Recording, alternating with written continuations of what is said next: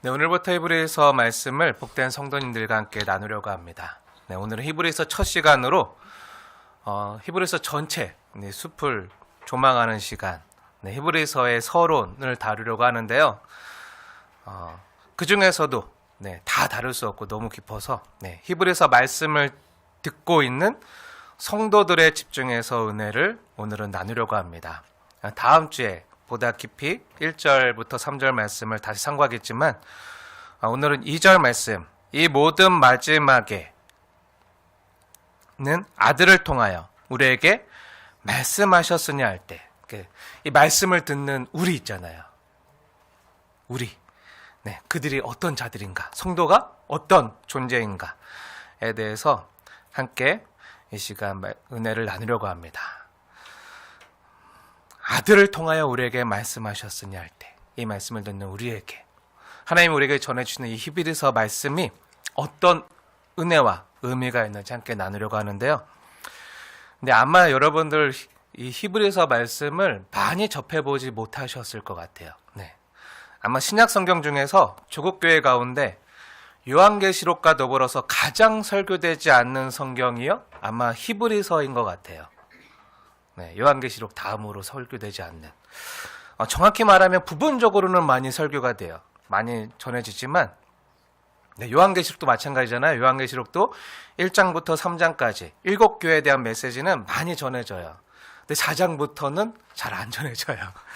그런 것처럼 마찬가지로 히브리서 말씀 역시, 히브리서는 거꾸로인데 뒤에 11장 이후부터는 잘 전해져요. 믿음의 용사들, 믿음의 장, 11장, 12장 말씀은 잘 전해지지만 그 앞에 부분은 또한 잘 들려지지가 않아요. 전해지지가 않아요. 그 이유가 뭘까 생각해 봤는데 아마 히브리서 말씀을 연구하고 또한 가르치기가 상대적으로 다른 성경보다 어려워서 그런 것 같아요. 어려워서, 많이 어려워서. 근데 저 어려운 거 좋아하거든요. 요한계시록 다니엘서 막 히브리서 이렇게 쭉 하려고 하는데 왜 어렵냐? 그럼 히브리서 말씀이 왜 어렵냐? 구약에 대한 내용이 많기 때문이에요. 구약. 그 중에서도 우리에게 익숙하지 않은 대제사장 제도나 희생제사의 제도 같은 것들이 굉장히 많이 나와요. 근데 이런 것들을 잘 알고 있어야 히브리서 말씀이 이해가 돼요.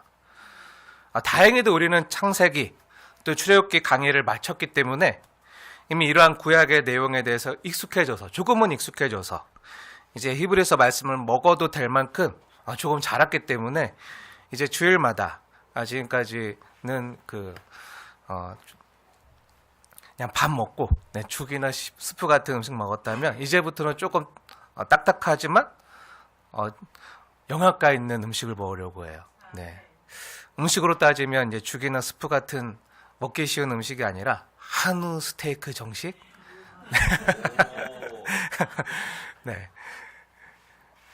씹을수록 맛있고 음미해야지만, 깊이 묵상해야지만 근데 맛을 알면요 계속 먹고 싶어지는, 씹을수록 맛있고 음미하게 되는, 묵상할수록 우리 삶을 살찌우고 또 우리의 믿음의 근력과 체력을 만들어주는, 살이 되고 피가 되는 말씀을 하나님 우리 공동체 가운데 주시리라 믿습니다. 그렇게 기대하면서 함께 히브리서 여정을 떠나기 원하는데요. 제가 생각하고 정의하기에 히브리서 말씀을 한마디로 요약해서 말한다면, 한 문장으로 말한다면 이 문장이 될 것 같아요. 예수님이 최고다. 이걸 드러내기 위한 구약 본문 설교집. 오늘 이거에 대해서 말 못하고 다음번에 할 텐데 히브리서 1장부터 마지막까지는 다 예수님을 드러내고 있어요. 최고로 탁월하시고 가장 위대하신 그 예수님을 드러내는데 어떻게 드러내느냐? 구약 성경 본문을 가지고, 구약 텍스트를 가지고 다 예수님 얘기를 하고 있어요. 방금 제가 말했던 예수님이 최고이심을 드러내기 위한 구약 본문 설교라는 말은요, 이 히브리서 자체가요 설교문 형태로 주어졌어요. 설교 형식으로 주어졌어요. 설교문 형태의 서신으로 쓰여진 거고요. 그 설교 본문이 구약 성경 텍스트, 구약 성경 본문이라는 거예요.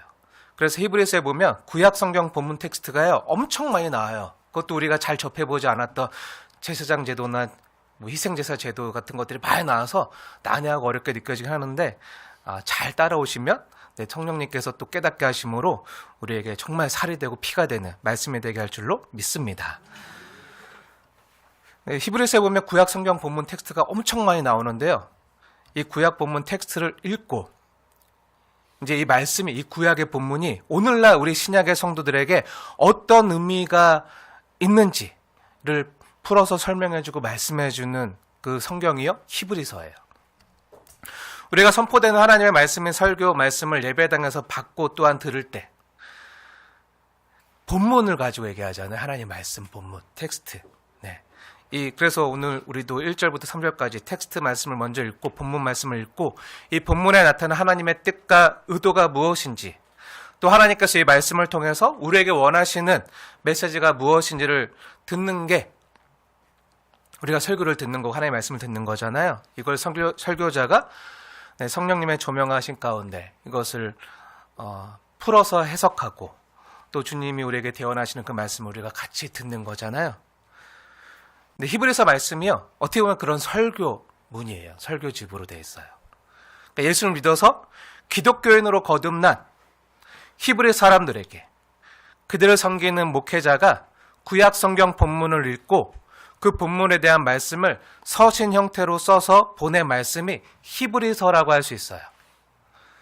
조금 전에 제가 살짝 말씀을 드렸는데 그럼 초대교회 당시 1세기에 그 히브리서 말씀을 처음 받았던 사람들은 어떤 사람들일까요?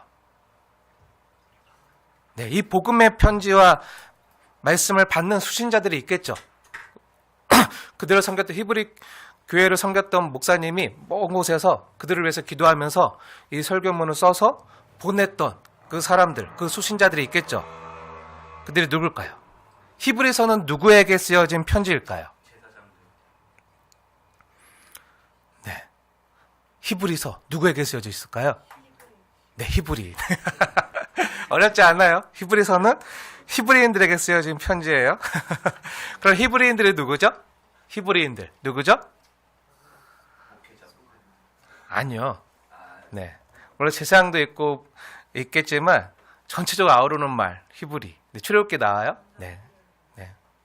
연약한 사람들, 불쌍한 사람들, 큰 그리 입은 사람들, 잡족들, 막 다 얼어져서 nak은 애들, 건너온 사람들 다 해서 히브리라고 말을 하는데 그렇게 태어난 민족 있잖아요. 아브라함을 조상으로 하는 그 혈통적 아브라함의 자손이라 칭하고 자부하는 이스라엘 사람들, 언약 공동체, 예배 공동체가 된 하나님께 십계명을 받고 그 성막을 받았던 그 사람들, 이스라엘 사람들.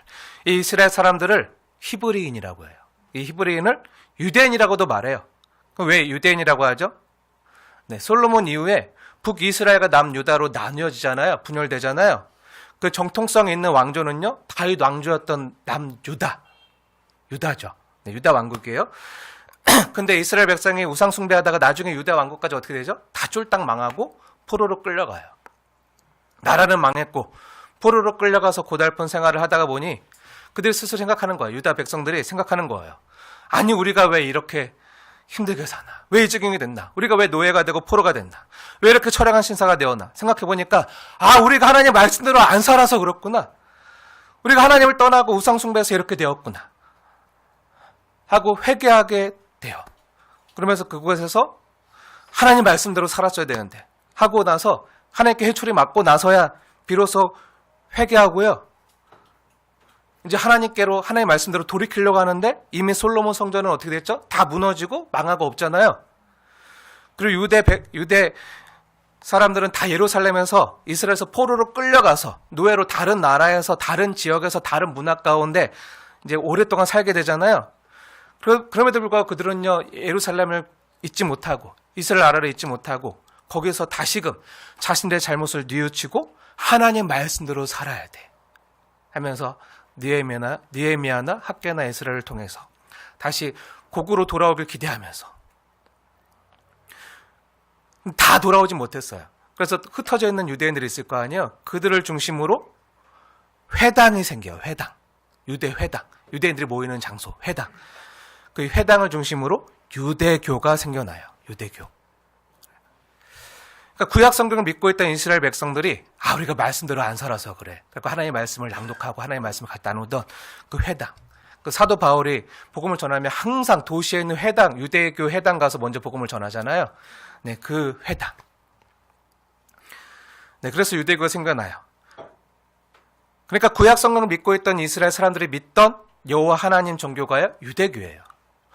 근데 유대교는요, 기독교가 아니에요. 기독교는 예수님이 이 땅에 오신 다음에 이제 생겨나는데, 유대교를 믿는 유대인들이요, 예수님을 어떻게 했죠? 정통 유대인들이 예수님을 어떻게 했죠?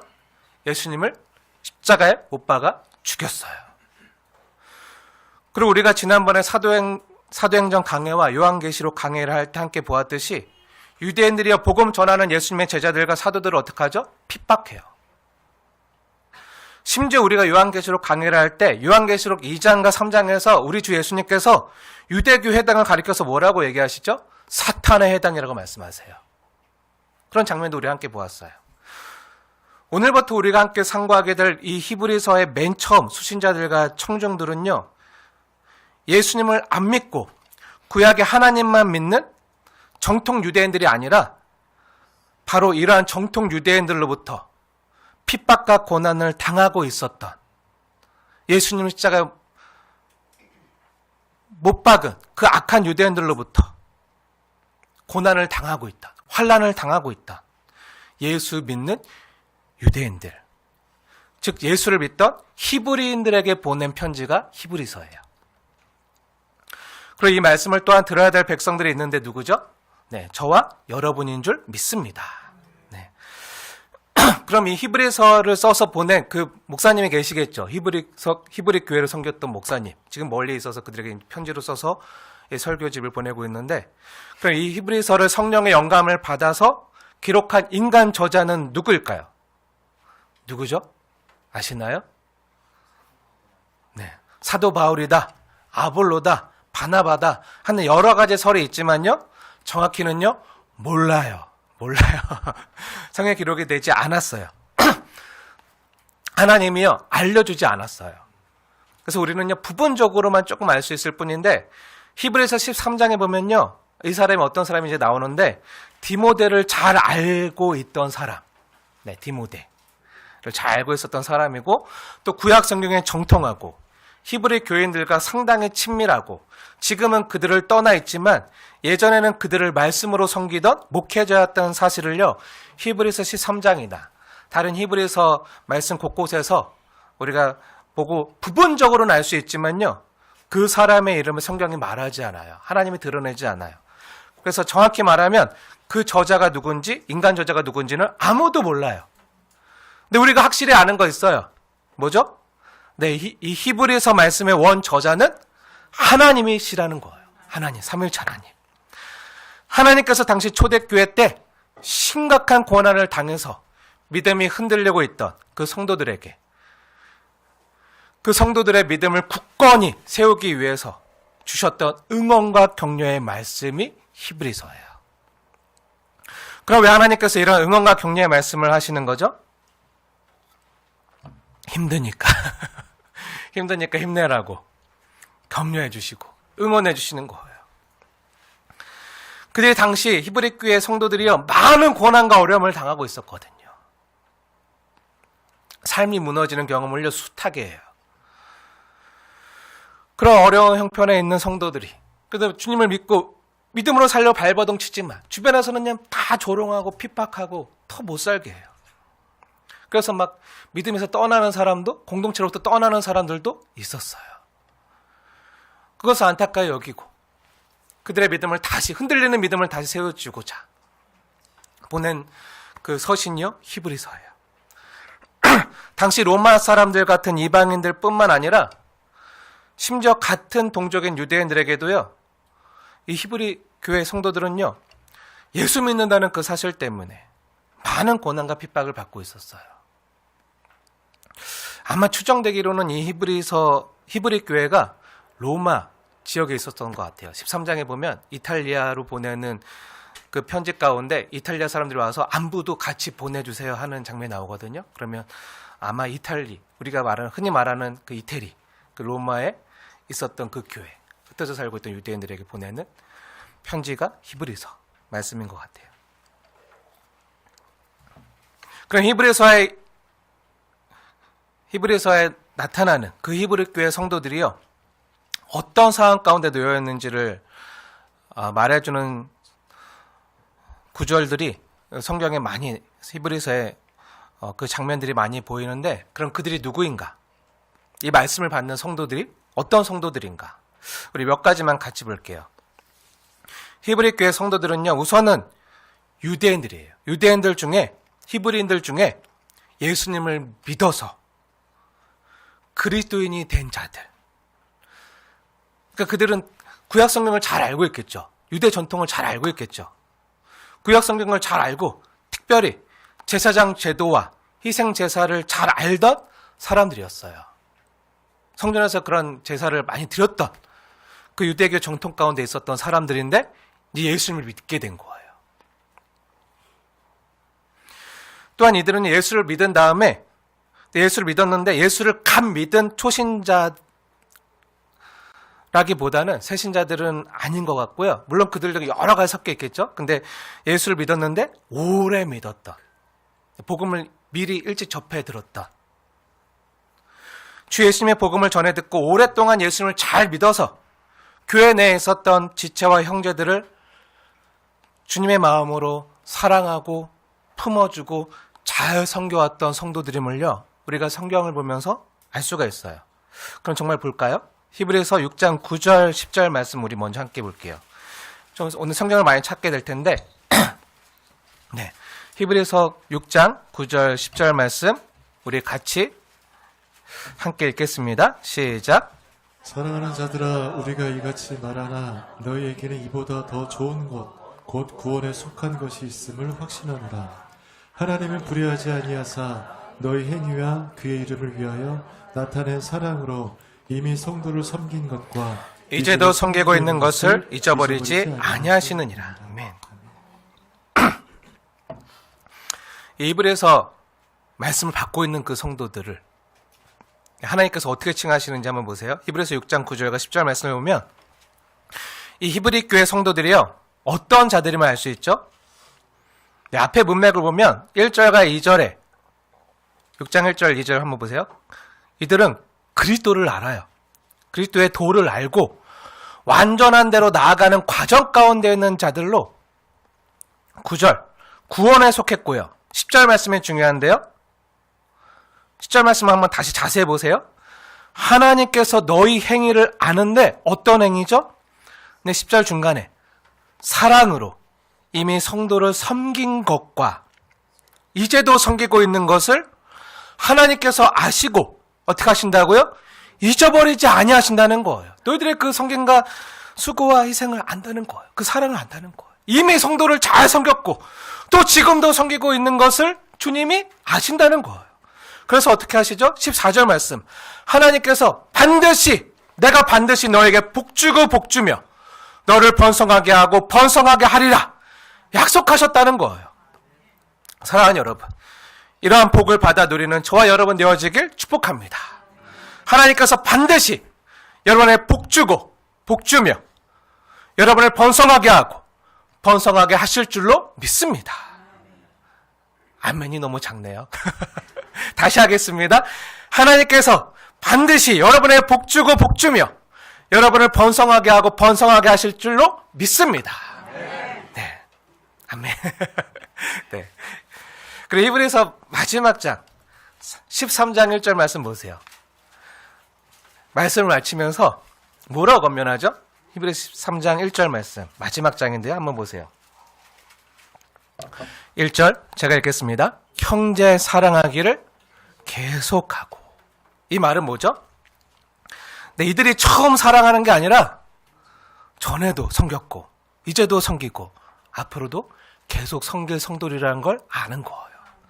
형제 사랑하기를 계속하고 전에도 형제 사랑한 것을 내가 잘 알고 지금도 사랑한 것을 내가 알고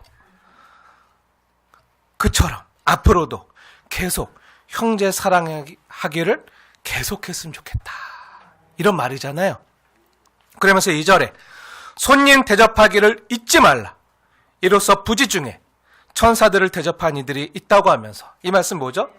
창세기 말씀을 우리에게 떠오르게 하잖아요. 그 아브라함이 부지 중에 하나님을 대접했던, 하나님과 주의 사자들을 대접했던 말씀을 떠올리게 하잖아요. 사랑하는 여러분, 여러분은 잘 모르시겠지만요, 여러분들의 주님께 정성껏 올려드리는 귀한 예물이 지금 이런 일을 하고 있어요. 부지 중에 지극히 작은 소자들을 대접하고, 그걸 주님께서 자기에게 한 것으로 여겨주세요. 여러분이 이 일을 하고 있다고요.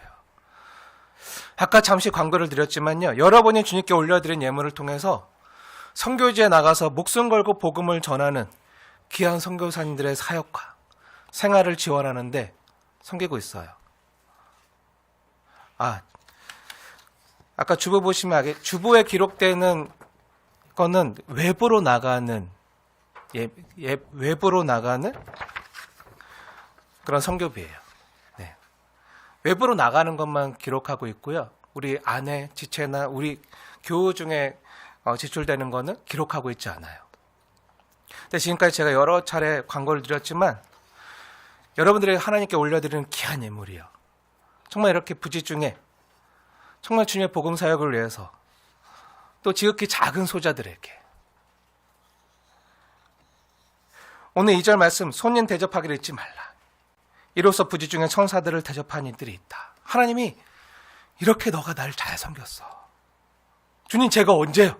마태복음 25장 26절 보면 나오잖아요. 언제요? 제가 그런 적이 없는데요. 했을 때 너가 그렇게 했잖아. 순백교회 다닐 때 너가 그렇게 드렸던 예물을 통해서 너가 부지 중에 많은 자들을 섬겼단다. 이렇게 칭찬받는 저와 여러분 되시길 주님의 이름으로 축복합니다. 그렇게 여러분들이 귀한 일을 잘 섬기고 있다고요. 여러분이 주님께 드리는 귀한 그 예물이요, 이렇게 소중히 생명 살리는 일에, 또 지극히 작은 소외된 사람들을 섬기는 일에, 그렇게 그들을 대접하는 일에 귀하게 쓰이고 있어요. 제가 목회자로서 너무 감사하고 또 행복한 건요, 이렇게 손대접하기를 기뻐하고 환대하는 걸 즐거워하는 성도님들과 함께 주의 몸된 교회를 섬겨가고 있다는 거예요. 얼마나 감사한지 몰라요. 우리 교회는 성경의 가르침에 따라서 11조와 감사 예물밖에 없잖아요. 11조가 아닌 다른 모든 헌금은요, 감사 예물이에요. 감사 헌금. 우리 교회는 뭐 1,000번째 헌금, 주정헌금, 월정헌금, 월삭헌금, 뭐 다른 기타 여러 가지 헌금이 없어요. 그냥 11조와 감사. 성경에 있는 대로. 근데 종종 자주 감사 헌금을요, 지정헌금으로 하시는 분들이 계세요. 지정헌금으로. 어느 지체를 위해서 이 헌금을 사용해 주세요 하고 교회 내 어려운 지체나 도움이 필요한 지체를 섬기기 위해서 자기 이름을 밝히지 않고 무명으로 지정헌금을 하시는 분들이 많이 계세요. 이건요, 공개하지 않아요. 공개하지 않고 몰래 제가 가서 신분권이 돼서 전해드려요. 어느 성도님 치료비로 사용해 주세요. 어느 성도님 생활지원금으로 사용해 주세요 하고 따로 어떤 형제와 지체를, 또 이웃을 사랑하는 마음으로 지정헌금, 목적 헌금을 하시는 분들이 계세요. 그런 모습을 보면요, 저도 누군지 몰라요. 무명으로 하시니까. 근데 그런 걸 보면요, 목회자로서 너무 감사하고, 그런 성도님들이 있다는 게 너무 귀해요. 너무 귀해요. 그것도 대부분 무명으로 하시기 때문에 저도 누가 한지 모르지만 하나님은 아실 줄로 믿습니다. 은밀히 보신 하나님께서 갚으실 줄로 믿습니다. 복 주시고 번성케 하시고 번성케 하실 줄 믿습니다. 하지만 우리가요, 주님께 복 받거나 번성하게 되려고 하는 건 또 아니잖아요. 그냥 순전한 마음으로 하나님이 나를 구원하시고 그 십자가 은혜와 사랑에 감사해서 또 주님이 그 사랑하는 마음을 부어주시니까 그것을 나누고 싶어서 또 하나님께 드리고 또 지체를 향해서 흘려보내는 거잖아요. 그래서 여러분의 섬김이 더 귀한 것 같아요. 근데 우리 중에 넉넉한 자가 없잖아요. 우리 중에 부자가 없잖아요. 형편을 다 아는데, 다 힘들게 사는데, 우리 중에 여유로운 사람이 없잖아요. 다들 너무 힘들고 고되게 사는데 나보다 내 옆에 있는 형제와 지체를 더 생각해 주세요. 그 형제와 지체를, 그 이웃을 더 소중히 생각하는 마음으로 서로 나누고 베푸는 그 섬김의 모습이요, 너무 귀해요. 저도 이렇게 귀하다고 보는데 이걸 보는 하나님 아버지는 얼마나 더 귀하겠어요. 저는요, 한 번도 이 순빛교회 담임이라고 생각한 적 없어요. 담임은 우리 주 예수님, 이 교회 담임 목사 되신 예수님. 나는 부사역자, 문지기, 목동. 근데 이걸 주님이 주의 몸된 교회에서 이 일이 일어나는 걸 주님이 보시고 아시잖아요. 은밀히 행한 그것들을 주님이 얼마나 기쁘시겠어요. 정말 기뻐하신대요. 히브리서 13장 16절 한번 보세요. 히브리서 13장 16절 보니까 하나님 어떻게 하신다고요? 이런 모습을 너무 기뻐하신대요. 히브리서 13장 16절 말씀 제가 읽겠습니다. 16절. 오직 선을 행한가 서로 나누어 주기를 잊지 말라. 하나님은 이 같은 제사를 기뻐하시느니라. 아멘. 이걸 예배로 받으신다는 거예요. 뭘요? 선을 행하는 거, 서로 나누어 주는 거, 형제를 사랑해서, 지체를 사랑해서, 이웃 사랑해서 내게 있는 것을 나눠주고, 이것을요 하나님 예배로 받으시고 너무 기뻐하신다는 거예요. 사랑하는 여러분, 축복합니다. 앞으로도 주님께서 우리 순빛교회 복된 성도님들 한 분 한 분을 보면서 이 성도 때문에 잠잠히 기쁨을 이기지 못하시며 사랑하시며 즐거워하시며 기뻐하시게 될 줄 믿고 축원을 드립니다. 그리고 지금 이 귀한 히브리서 말씀을 받고 있는 성도들은요,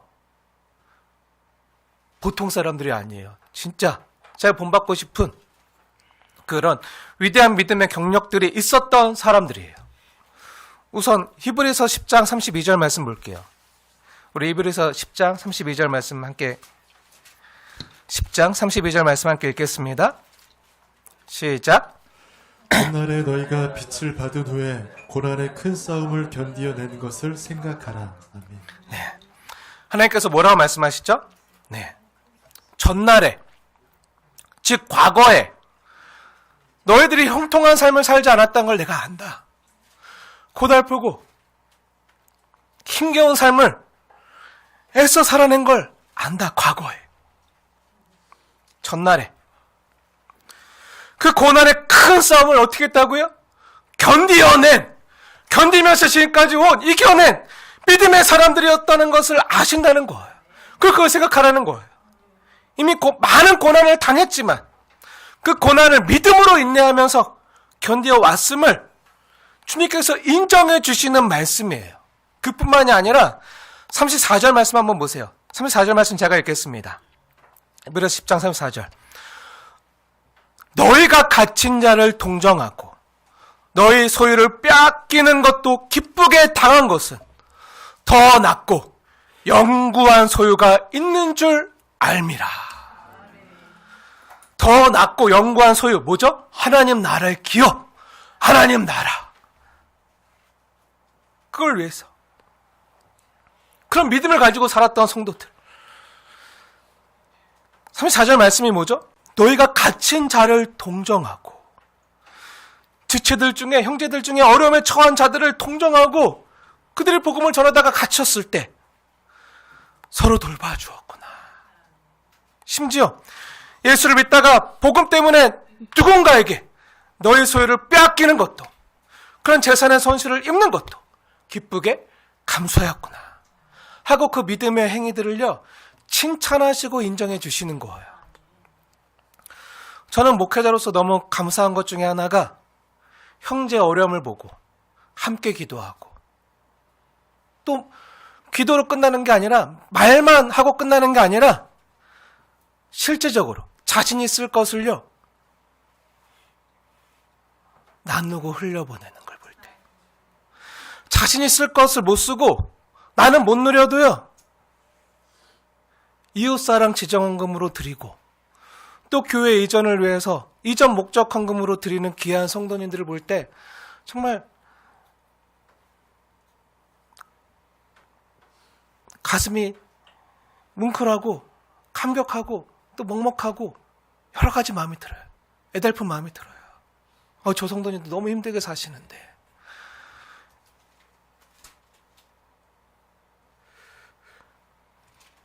근데 어떻게 보면요, 내게 있는 소유를요, 재산을요, 누군가에게 흘려보내는 건요, 세상적으로 봤을 때 내 소유가 줄어드는 거잖아요. 재산상 손실을 입는 것이 분명함에도 불구하고요, 이걸 나눈다는 건요, 정말 귀한 거죠. 정말 귀해요. 그럼 언제 이게 가능하죠? 언제 내 것을, 내가 쓸 것도 없는데 내 코가 속잔데 언제 이것을 나눌 수 있게 되고 언제 흘려보낼 수 있게 되죠? 네, 아까 우리가 성경에서 보았듯이 형제를 사랑할 때 가능해요. 형제 사랑하기를 계속하고. 사랑하면요 가능해요. 근데 우리에겐 선한 게 없잖아요. 우리에겐 사랑이 없잖아요. 근데 사랑하신 주님이 우리에게 그 사랑을 깨닫게 하시고, 그 자가 사랑을 알게 하시고, 그 사랑하신 주님이 우리 안에 사랑의 영이 내주에 계시기 때문에 그분이 기뻐하는 일을요, 나도 행하는 것이 나도 기쁨이 되는, 그렇게 변화된 사람들, 그 주님을 믿는 믿음이 있기 때문에 일들이요 가능한 거예요. 저는요, 우리 순빛교회와 우리 귀한 성도님들이요, 이렇게 사랑이신 예수님을 닮아서, 또 사랑이신 하나님 아버지를 닮아서, 그 하나님의 성품과 마음이 닮아서, 그 하나님과 붕어빵, 그 하나님의 성품과 붕어빵이기에 이러한 형제 사랑을 계속하는 저 여러분 되어지길 기도하고 있어요. 이게 하나님이 원하시는 교회죠. 이게 하나님이 원하시는 선교적인 공동체죠. 아무튼 히브리서에 엿보이는 히브리 교회 성도들은요, 이런 신앙 경력이 있었던 사람들이에요. 대단한 사람들이죠. 성숙했고요, 정말 보통이 아니에요.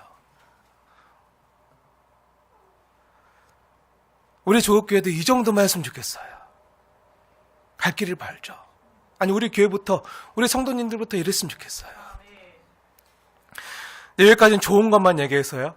히브리서 히브리 교회 성도님들의 좋은 점들, 장점들 얘기했는데, 여기까지는 좋은 것만 보았는데요.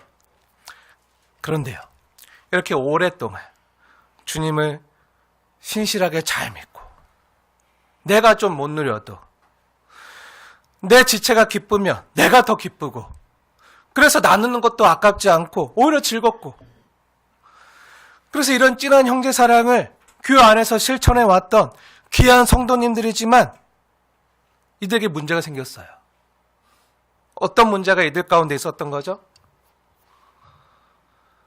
네, 사실 어떤 문제가, 심각한 문제가 생겼으니까 그 문제를 아시는 하나님께서 그들이 겪는 삶의 문제를 해결해 주시려고 이 믿음의 편지를요, 그들과 또 오늘날 우리에게 보내주신 거죠.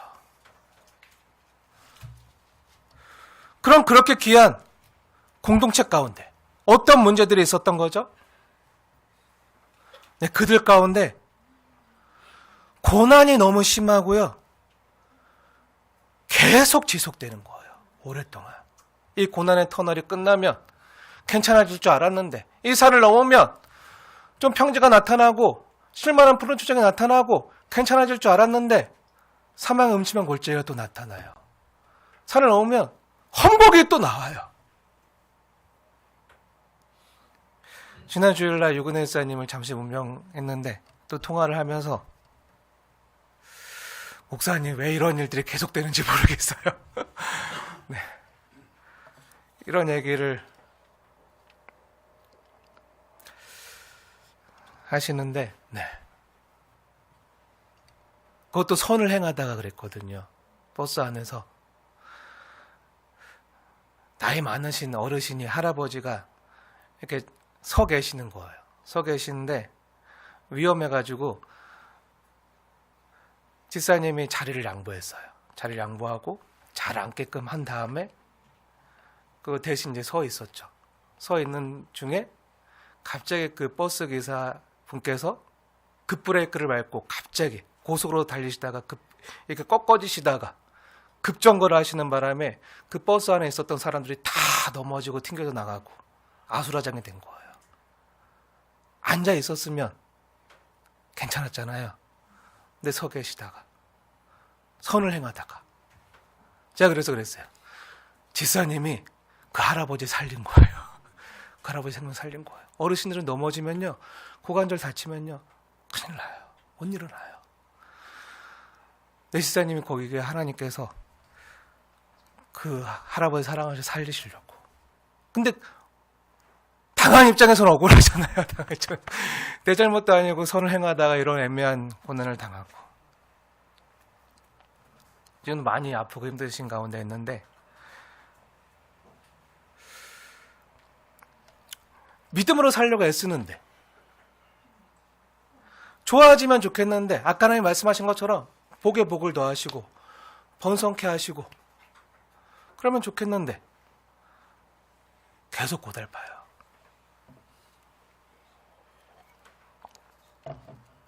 정말 이렇게 믿음으로 살려고 하는 성도님들이 있는 교회라면요, 특히 히브리서 교회, 히브리 교회, 아까 우리가 봤던 그 히브리 너무 귀한 성도님들이 있는 교회라면 하나님께서 아까 말씀하시고 약속하신 것처럼 바로 그들을 복되고 복되게 하시고 번성하고 번성하게 하셔야지.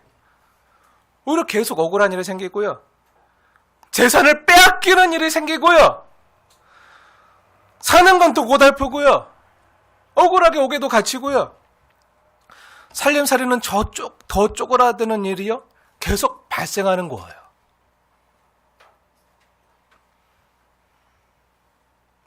왜냐고요? 믿음으로 살려니까. 믿음으로 살려니까. 왜냐하면 당시 예수를 믿는 유대인 그리스도인들에게 로마의 핍박과 황제 숭배 같은 강요도 있었지만 그보다 더 큰 문제는요, 그들 가까이 있었던 가족들이나 그 동포들의 핍박과 박해였어요.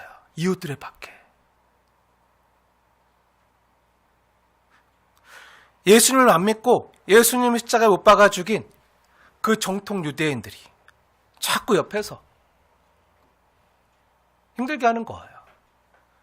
예수 믿는다고 장사도 못하게 하고 못 살게 하고 재산도 빼앗고 억울한 일도 당하게 하고. 그러니까 유대인들이 모인 그 조합이나 해당에서 발 못 붙이게 하는 거예요. 예수 믿고 교회 다니는 사람들을요 쫓아내고 괴롭히는 거예요. 유대인들 조합이 있었는데요, 먹고 살려면 장사를 해야 되잖아요. 근데 거기에 취직도 못하게 하고 일도 못하게 하고 물건을 사고 팔기도 힘들게 하고 그렇게 막 못하게 하는 거예요. 우리가 요한계시록 강해 때 이미 봐서 알지만요, 우리 다시 한번 볼까요? 요한계시록 말씀 볼게요. 요한계시록 말씀 찾아볼게요. 요한계시록 말씀, 당시 초대교회 상황이 어땠는지, 또 초대교회 상황에서 이렇게 흩어져 살던 그 유대인 그리스도인들에게 어떤 일이 있었는지,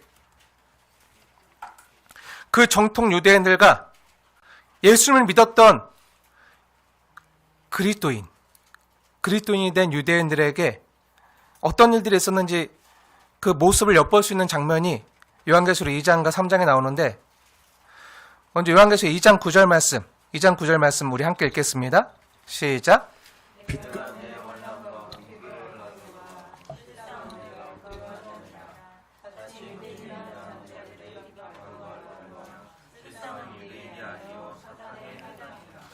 네, 그리고 3장 9절도 한번 보세요. 3장 9절도 보라 사탄의 해당 곧 자칭 유대인이라 하나 거짓말하고 막 그런 사람들 있었어요. 다시 2장 9절 보세요. 그들이 어떻게 살았다고요? 궁핍하게 살았다고요. 가난하게. 왜요? 이런 환난을 당해서.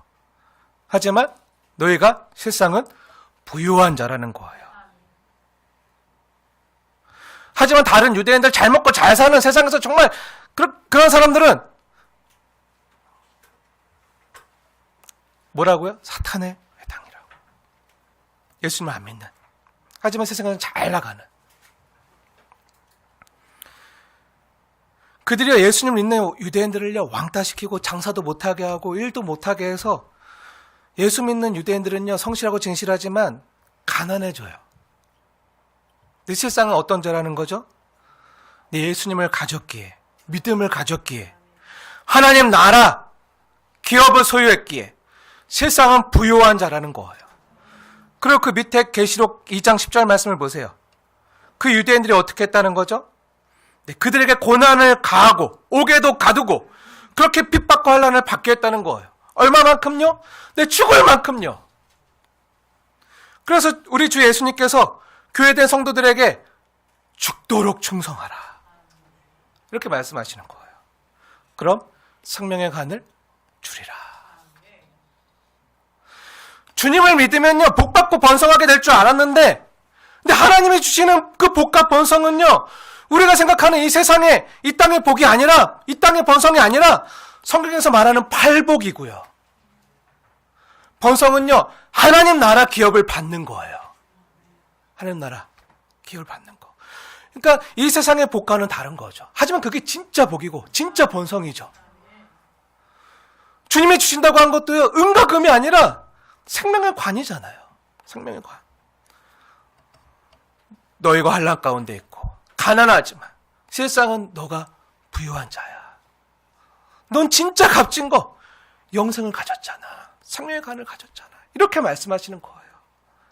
그래서 예수님이 그걸 아신다는 거예요. 예수님의 십자가 사랑이 깨달아져서 예수를 믿고 예수를 나의 구원자요 주인으로 고백하는 성도된 우리들은요, 복 받으려고 믿지 않잖아요. 이 세상의 복을 타내고자 예수님께 이쁜 짓 해서 뭔가 반대급부로 뭔가 기브앤테이크식으로 내가 믿음 생활 잘했으니까 하나님 나 부자 되게 해주시고 성공하게 해주세요. 이런 거 아니잖아요. 아까도 우리가 찬양했지만 주와 함께라면 가난해도 병에 들어도 시련의 밤 어둡고 깊어도 나는 결코 떠날 수 없어. 아름다운 주의 나라를. 이렇게 고백하는 게 성도잖아요. 성도. 근데 솔직히 우리 중에 우리가 아름다운 구주 예수를 믿고 의지하는 것이요, 이 땅에서 잘 먹고 잘 살자고 교회 나오고 이 땅에서 성공하고 좋은 곳에 취직하고 출세하고자 예수 믿는 사람은 없잖아요. 있나요? 예수님 만나야 돼. 그러면 예수님 만나기 전까지는 그럴 수 있어요. 근데 예수님 만나고 십자가 사랑이 깨달아지면요, 달라져요. 그때부터 다르게 사는 거예요. 감사하면서 사랑하면서 주님의 영광을 위해. 그리고 우리가 지금 예수님 믿는 건 역시요, 내가 믿고 싶어서 믿는 게 아니잖아요. 믿어지게 하신 거잖아요. 하나님이 믿어지게 하신 은혜를 주셔서 이것 또한 하나님께 받은 값진 은혜고요. 또 하나님이 우리 죄인들을 불러서 십자가의 복음으로 거듭나게 하시고 영생 얻게 하신 거잖아요. 생명의 관을 주신 거잖아요. 그렇게 열심히 믿어지게 하시고 하나님 자녀 되게 하신 그 은혜와 그 사랑에 대한 감사의 반응으로 우리가 지금 믿음 생활하고 힘겹지만 성도의 삶을 살아내고 있는 거잖아요. 믿음의 여정을 걷고 있는 거잖아요. 그런데 그렇게 살아가는 게 이 땅의 교회고 또한 성도의 삶이지만 우리 삶에는요, 성도의 삶에는요, 고난이 계속돼요. 고난이 계속돼요. 작아지는 삶이요, 계속돼요.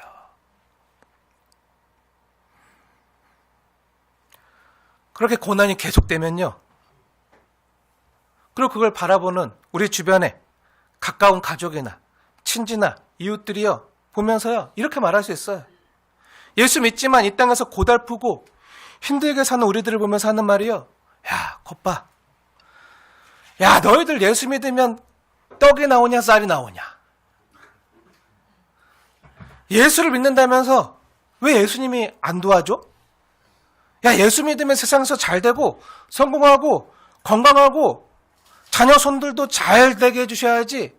뭔가 멋지게 번듯하게 살게 해주셔야지. 야, 겉봐. 믿어도 아무 달라지는 거 없잖아. 아니, 더 힘들어지잖아. 더 고달파지잖아. 그게 믿는 거야?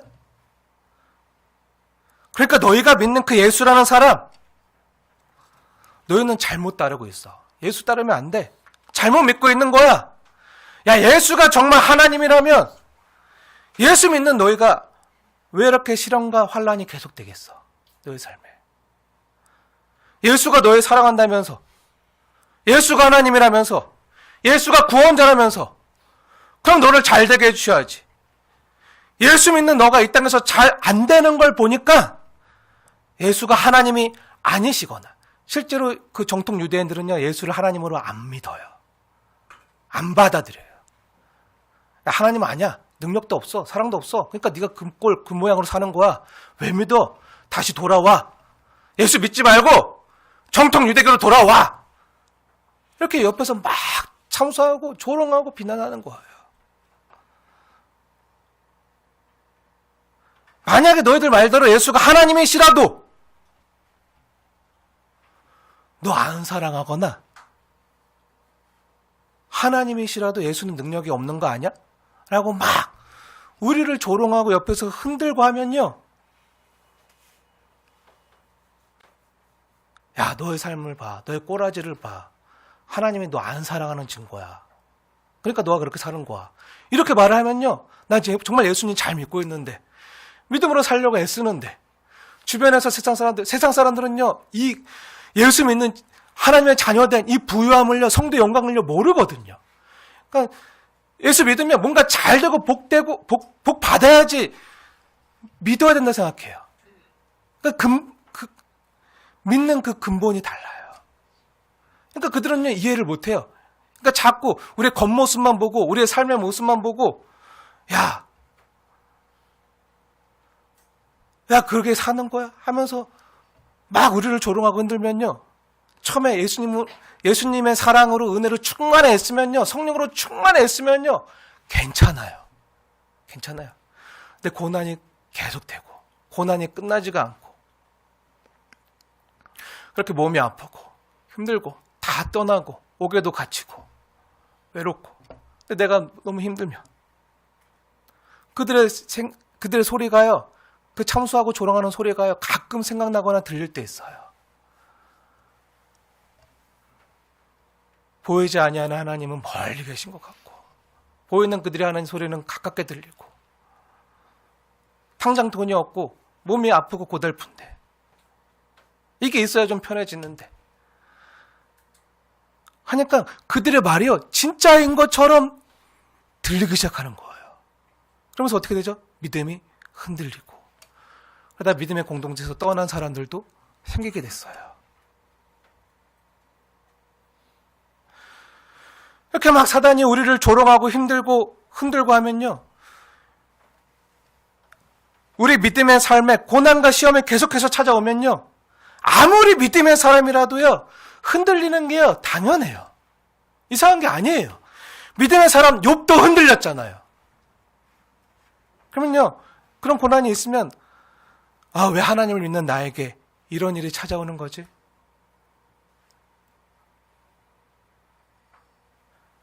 근데 다른 세상의 소리가 막 들리면서 마귀가 막 참소하는 소리가 들리면요, 그렇게 우리를 시험에 빠지게 하려고 하면요,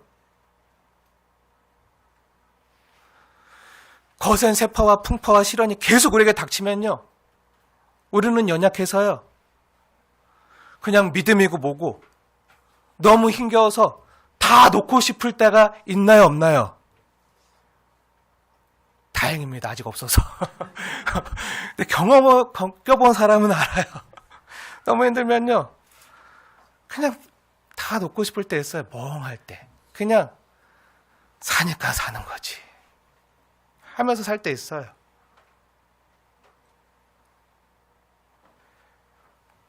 그럴 때 계속 그런 일이 계속 없게 되어지길 축복합니다. 없어야 돼요. 있으면 안 돼요. 네, 그런데 우리는 연약해서요, 쉽게 놓친다고요. 믿음에 삶을 쉽게 놓아버릴 때가 많아요. 그리고 멍할 때가 많아요. 그래도 은혜가 뭐죠? 은혜는요, 주님이 우리를 놓지 않으시는 거예요. 주님이 저와 여러분을요, 주님이 우리를요, 강한 손으로 붙잡아 주시는 거예요. 세상 풍파와 시련에 멍해서 그냥 흘러가는 대로, 바람 부는 대로 흔들리면서 살아가는 우리에게요, 주님이 주시는 말씀이요, 바로 이 히브리서예요. 히브리서. 저와 여러분이 주시는 말씀. 히브리서 말씀. 히브리서 2장 1절 말씀 보세요. 2장 1절. 1절 말씀 제가 읽겠습니다. 히브리서 2장 1절. 그러므로 우리는 들은 것에 더욱 유념함으로. 들은 게 뭐죠? 복음. 예수 그리스도의 십자가와 부활의 복음. 복음에 더욱 유념함으로 우리가 흘러 떠내려 가지 않도록 함이 마땅하니라. 이게 무슨 말이죠? 야, 정신 차려! 호수야, 정신 차려! 믿음을 지켜! 그 세상 사람들의 조롱과 핍박에 흔들리지 마. 우리가 들은 그 복음에 더욱 유념해. 그래서 이 세상 조리에 흘러 떠내려가지 않도록 마음과 믿음을 지켜. 그 말씀이죠. 쉽게 말하면. 그래도 흔들리는 세상 앞에서 두려워하는 우리의 연약함을 주님께서 아시고 뭐라고 말씀하시죠? 네, 히브리서 2장 13절 말씀부터 한번 자세히 보세요. 히브리서 2장 13절 말씀부터. 뭐라고 하시죠? 너는 내 자녀라. 내 자녀야. 내 사랑하는 자녀야. 너가 내 사랑하는 자녀, 내가 놓겠니? 14절. 주님이 우리와 함께 하신다.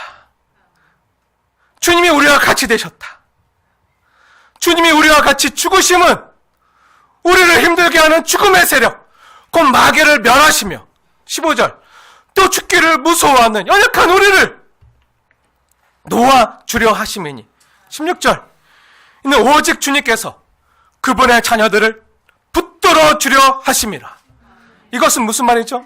네, 우리를 확실히 붙들어 주는 분이 계시다는 거예요. 넌 혼자가 아니야. 내가 붙잡고 있어. 내가 붙들고 있어. 나와 함께하는 분이 계시다는 거예요. 우리를 응원해 주시고 격려해 주시는 분이 계시다는 거예요. 내가 붙드는 게 아니라 주님이 나를 붙들고 계시다고요.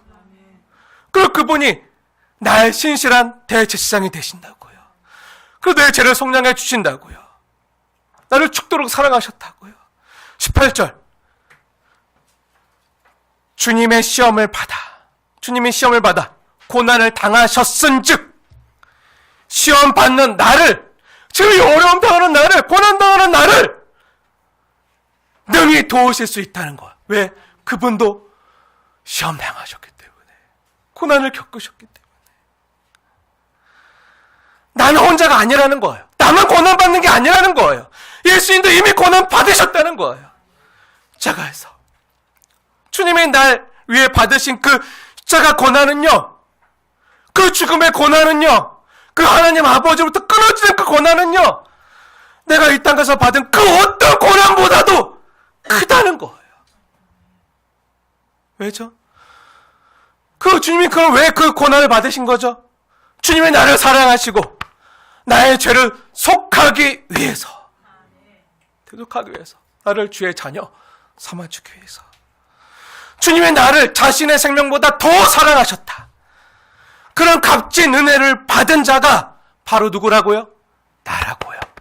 여러분, 한 사람 한 사람이라고요. 주님도 시험을 받으셨다고요. 그래서 지금 내가 당하고 있는 이 시험과 어려움을요, 이 고난을요, 주님이 아신다고요. 내 고통을 아신다고요. 주님만이 시험 받는 나를 능히 도우실 수 있다는 거예요. 주님만이.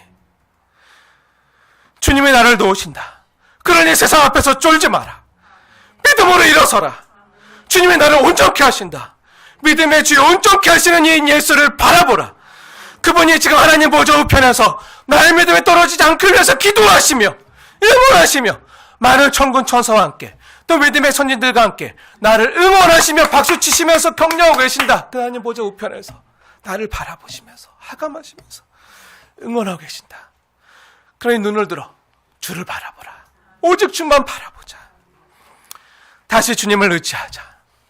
이런 사랑과 응원의 메시지를 지금까지 이 땅에서 쉼없이 믿음의 길을 걸어가고 있는 여러분 한 사람 한 사람에게 주시는 거예요. 사랑하는 여러분, 탁월하시고 높으신 주님께서요, 앞으로 이 히브리서 말씀을 통해서요, 저와 여러분의 믿음을 견고하게 하시며 지금 우리가 당하고 있는 이 믿음의 시련을 이기게 하실 줄로 믿습니다. 왜 이기죠? 그분이 시험을 당하셨기에. 왜 이기죠? 그분이 고난을 당하셨기에. 우리가 당하고 있는 고난도 이기게 하실 줄로 믿습니다.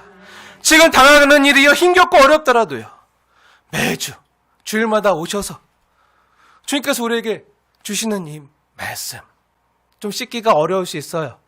잘 안 삼켜질 수 있어요. 즐길 수 있어요. 그래서 계속 씹으면요, 계속 음미하면요, 우리의 살이 되고 피가 돼요. 생명의 양식이 돼요. 이 말씀을 들으십시오. 그 말씀 먹으십시오. 그리고 힘을 얻고 근력을 얻고 기력을 얻고 다시 일어나서 믿음의 삶을 걸어가십시오. 그걸 주님이 원하세요. 그래서 이 말씀을 주시는 거예요. 이 말씀이 뭐죠? 내가 너 사랑한다. 너 내 자녀다. 내가 너 응원하고 있다. 내가 격려하고 있다. 이 말씀이 히브리서 전체 말씀의 핵심이에요. 지금 당하는 일이 힘들고 어렵더라도요, 매주 우리에게 사랑의 음성으로 격려하시고 응원하시는 말씀 대신 주 예수님의 이 메시지를 들으면서 현실의 고난을 이겨내십시오. 지금 내가 이해 못할 고난 중에 있을지라도요, 우리가 아까 찬양했던 찬양 가사의 고백처럼 가난해도 병이 들어도 시련의 밤 어둡고 깊어도 나는 그래도 주님이 제일 귀하고 예수님이 제일 소중합니다. 주와 함께하라면 다 가능합니다. 라고 고백하는 은혜의 사람들이 다 되시길 주님의 이름으로 축원을 드립니다.